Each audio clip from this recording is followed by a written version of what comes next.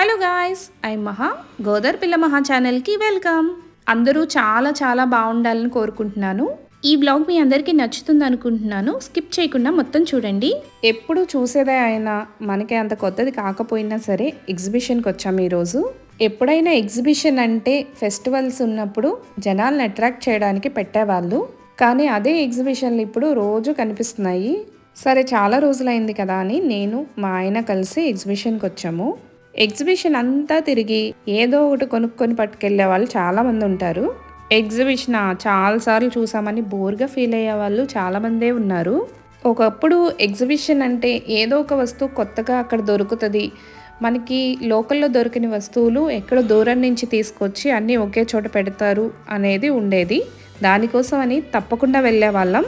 ఇప్పుడు అన్నీ దొరికేస్తున్నాయి. లేదు అంటే ఆన్లైన్కి వెళ్ళి కొనేసుకుంటాము.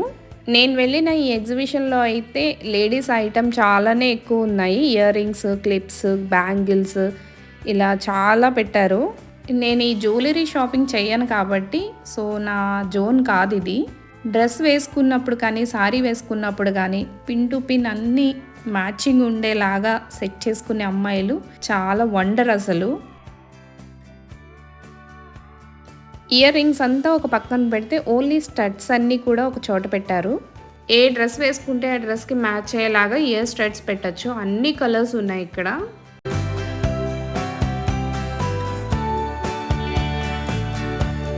సేమ్ ఇదే మెటీరియల్తో తయారు చేసిన బ్యాంగిల్స్ కూడా ఇక్కడ అమ్ముతున్నారు. ఇవే బ్యాంగిల్స్ నేను డైలీ వేసుకుంటా. ఒక్కటే పేరు కొనుక్కున్నాను, 1 ఇయర్ నుంచి ఇదే వాడుతున్నాను. ఇక జ్యువెలరీ ఐటమ్ అయితే చాలానే ఉంది కలెక్షన్. ఇక్కడ నల్లపూసలు కలెక్షన్ కూడా చాలానే ఉన్నాయి, బాగున్నాయి కూడా. నేనైతే వుడెన్ క్రాఫ్ట్కి అట్రాక్ట్ అవుతాను. చాలా బాగుంది వుడెన్ క్రాఫ్ట్ అయితే. డిఫరెంట్ ఐటమ్స్ ఉన్నాయి. జ్యువెలరీ అంతా ఒక సైడ్ అయితే ఇలా వుడెన్ క్రాఫ్ట్ ఒక సైడ్ ఉంది. మీరు దేనికి ఎక్కువ ఇష్టపడతారో కామెంట్ చేయండి. నేనైతే ఈ షాపింగ్ ఏం చేయలేదు, డైరెక్ట్గా గేమ్ జోన్కి వెళ్ళాను. ఈ బాణాన్ని ఎల్లో కలర్ మీద టచ్ చేస్తే నాకు ఒక టాయ్ ఇస్తానని చెప్పారు.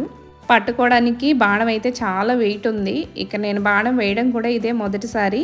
చూడడానికి బాగానే ఉంది కానీ కొట్టడం మాత్రం చాలా కష్టం.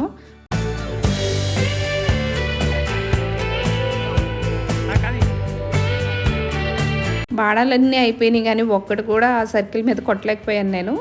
బాణాన్ని ఇలా వెనక్కి లాగినప్పుడు చాలా టైట్గా అనిపించింది. చాలా కష్టంగా కూడా ఉంది ఈ గేమ్. ఇదేం అయ్యేలా కనపట్లేదు కానీ పద అన్నారు మా ఆయన.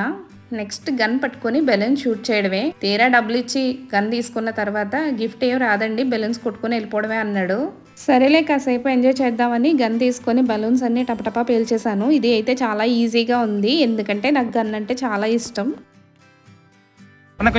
నేను ఆయన కొడతానని ఫిక్స్ అయిపోయాడు మా ఆయన. పక్కకు పో అని చెప్తున్నారు. ఇంకా రింగ్ గేమ్స్ అలా చాలానే పెట్టాడు కానీ గిఫ్ట్లు అయితే బాగాలేదు, అందుకే ఆడుకోలేదు. ఇక్కడ ఒక ఫౌంటైన్ పెట్టి లేజర్ లైట్స్ వేసి మంచి మ్యూజిక్ ప్లే చేశాడు.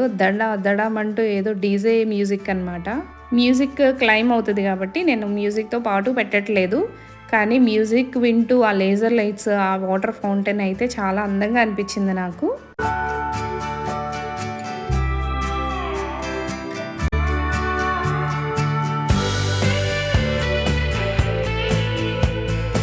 ఓ బుడ్డోడైతే ఇక్కడ తెగ డ్యాన్స్ వేసేస్తున్నాడు.